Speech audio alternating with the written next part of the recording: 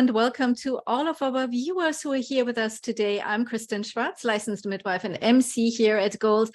And today I'm chatting with Dr. Patty Bourne about the upcoming presentation titled What a Turtle Can Teach, the Importance of Animals in Children's Lives. Welcome, Patty. Thank you. It's really great to be here. Oh, it's wonderful. Thank you. It is so good to have you here. You're, of course, part of the Early Years Symposium that is just around the corner here at Gold, and can't wait for your presentation. But before we go there, before we talk about your actual presentation, first of all, I want to know, where in the world are you?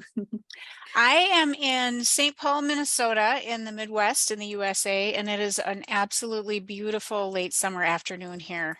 Oh, beautiful. Good to hear that. Thank you so much, because we have an international audience. Our viewers and speakers are from all around the world. And I find it always fascinating to know where everybody is from, because it's such a nice way of connecting, with passionate professionals on this topic. And, it's so wonderful that we can do this now in this setting. It's absolutely wonderful. It is.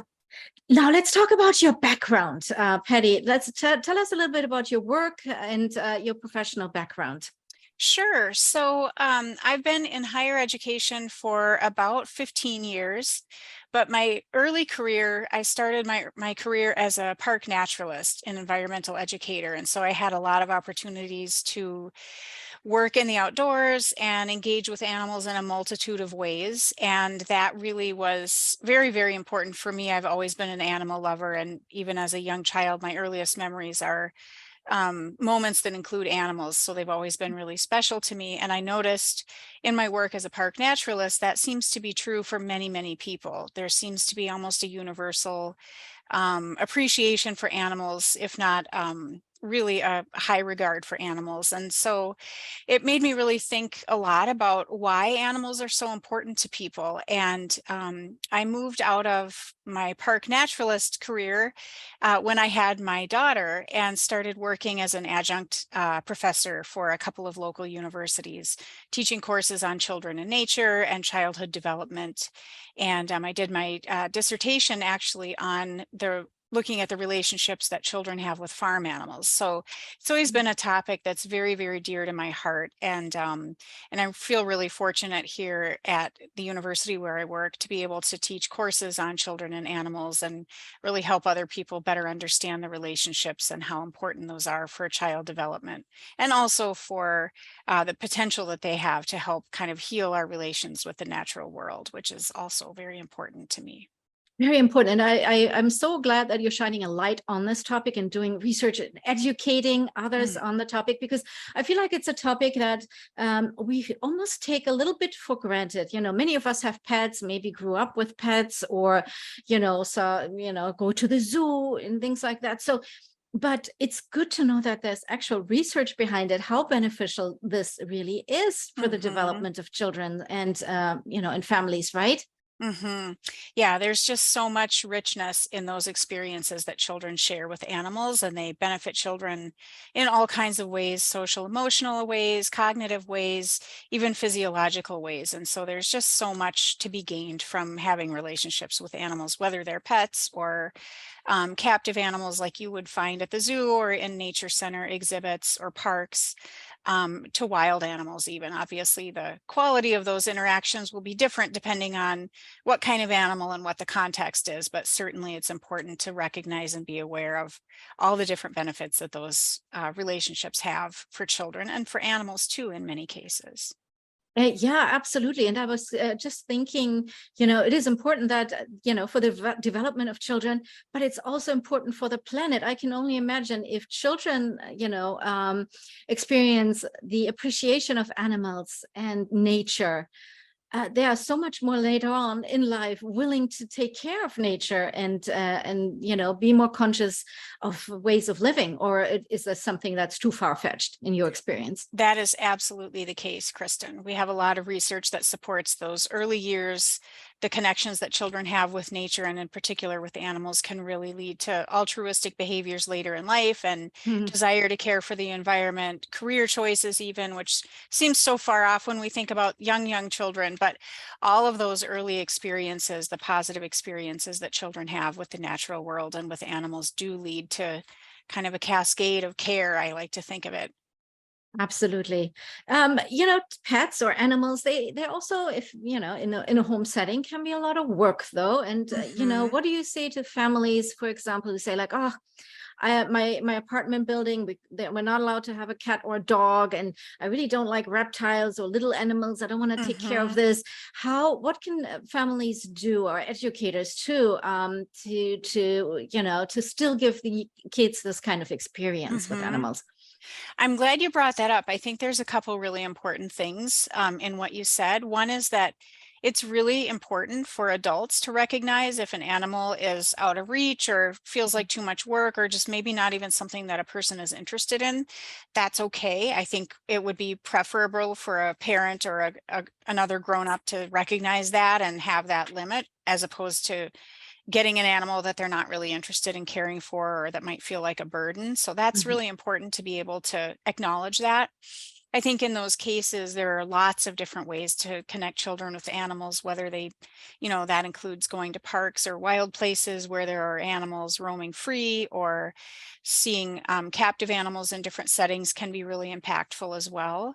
And I think it's a little bit different, obviously, because children will be less likely to come into physical contact with animals in those Mhm. settings, but adults can really help to facilitate those moments of curiosity and connection that children and hopefully the adults as well will feel in those environments.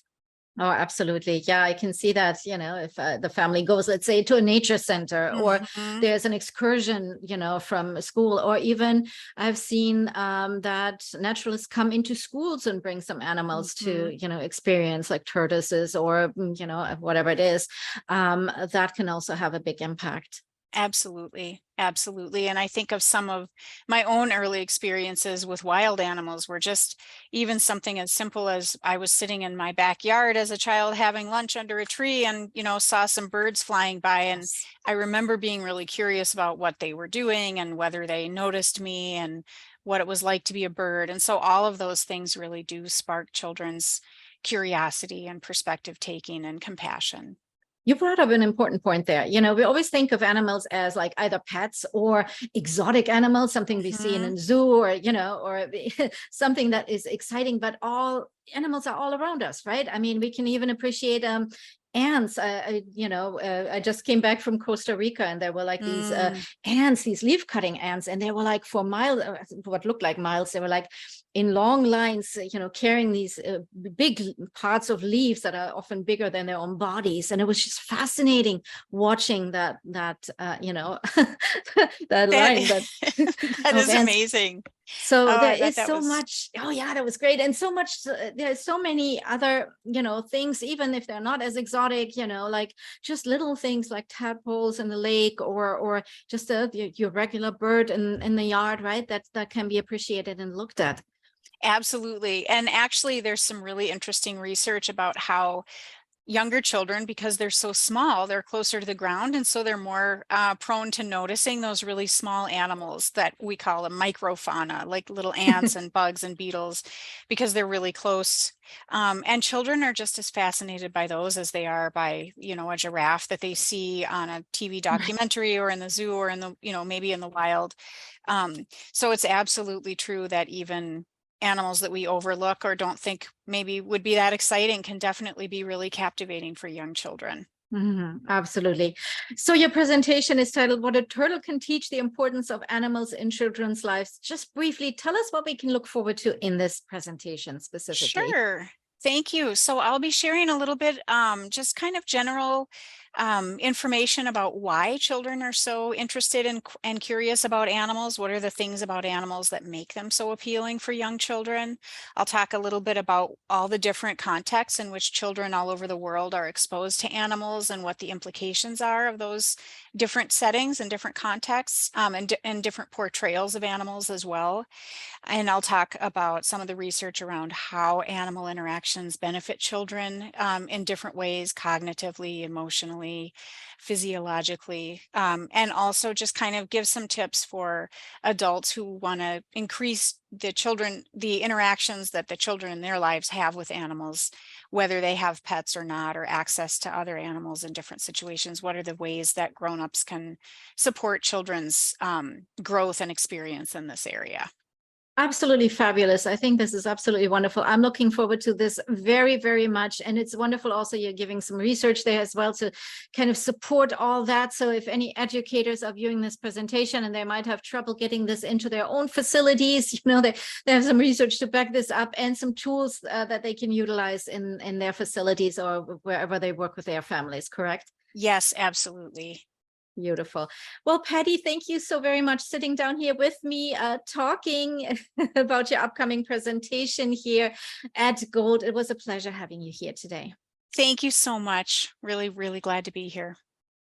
And for our viewers now, if you would like to find out more about this wonderful presentation, what a turtle can teach, the importance of animals in children's lives, we invite you to go to goldlearning.com. This presentation is part of our Early Years Symposium of 2023. You'll find information about all the other presentations in the symposium. And we also have a live keynote presentation that you can sign up there. It's open access, so you can join for the keynote presentation for free.